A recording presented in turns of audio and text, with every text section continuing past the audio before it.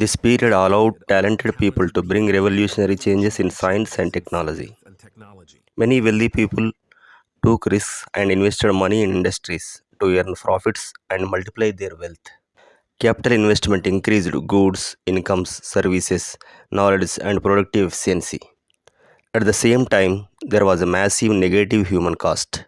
Rapid urban growth caused breakdowns in family life and poor living conditions. People worked under harsh conditions in factories. In 1750 CE, only two cities in England had a population over 50,000. By 1850, there were 29 such cities. No proper housing, sanitation, or clean water for the growing urban population. Newcomers lived in overcrowded slums near factories. There were differences between rich and poor. Poor workers stayed in polluted factory areas, but rich people moved to suburbs with clean air and safe water. A survey in 1842 CE revealed that the average lifespan of workers was 15 years in Birmingham, 17 years in Manchester, 21 years in Derby. It was lower than other social groups in cities. Deaths were primarily caused by epidemics of diseases like cholera and typhoid that spread from the pollution of water, or tuberculosis from the pollution of air. 31,000 deaths in 1832 from cholera outbreak. Municipal authorities ignored dangerous living conditions. People lacked medical knowledge to understand or treat diseases. Women, children, and industrialization. The Industrial Revolution brought many important changes in the way children and women worked. In rural areas, children worked at home or in fields.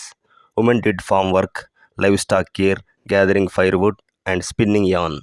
But in the factories, they had to work for long hours without a break. They worked harsh discipline and punishments. Women and children hired for low wages than men. Women and children worked in cotton textile industries in Lancashire and Yorkshire, and also in silk, lace making, knitting industries, as well as in metal industries in Birmingham. Machines were specially designed for children.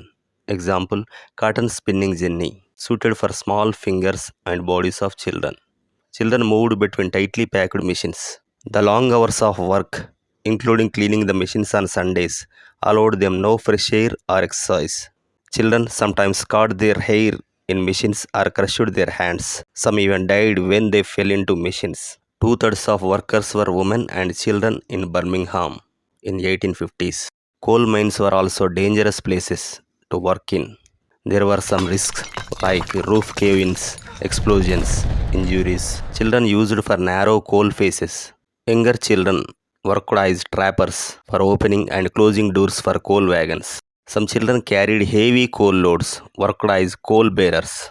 Factory managers valued child labor for the training future workers.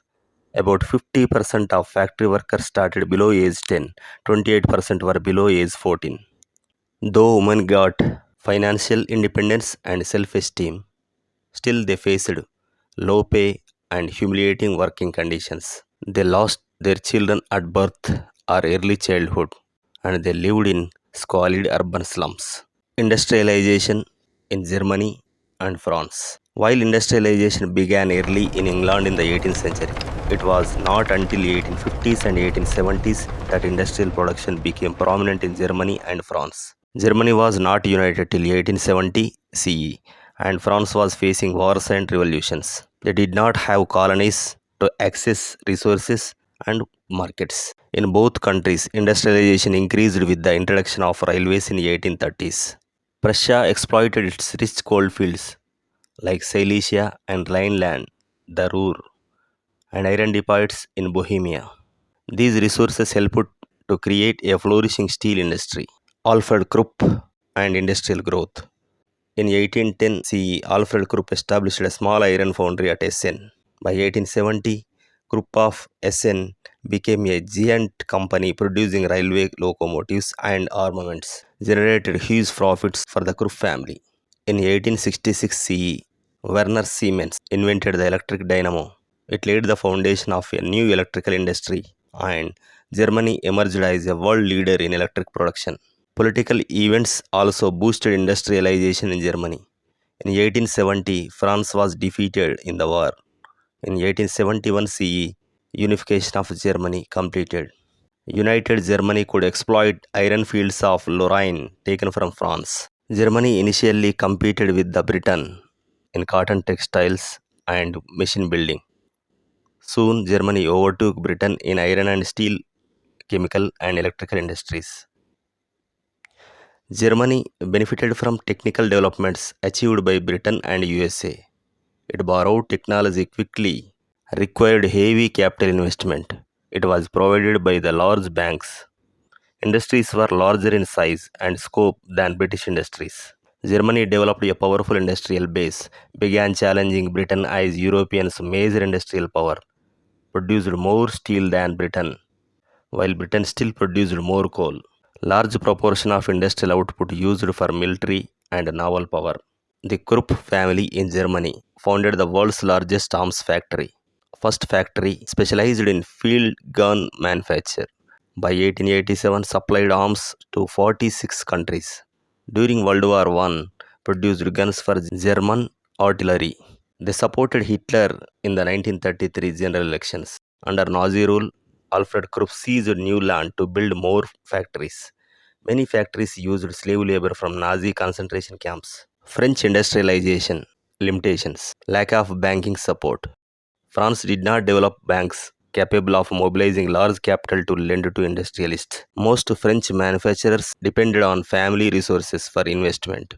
Companies remained small due to limited capital and slow in adopting new ideas and technologies. It led to small scale industries in France. There was slow growth of heavy industries. Iron and coal industries developed very slowly. France lacked good reserves of coal, relied on expensive imports of coal. So, industrialization remained centered on consumer goods like textiles, mostly small scale enterprises. Unlike Germany and Britain, where heavy industries predominated, France's industry was more small scale and consumer oriented. Machines changed the world, but ideas powered those machines. Hello, please subscribe to Ravi Joga Social Studies.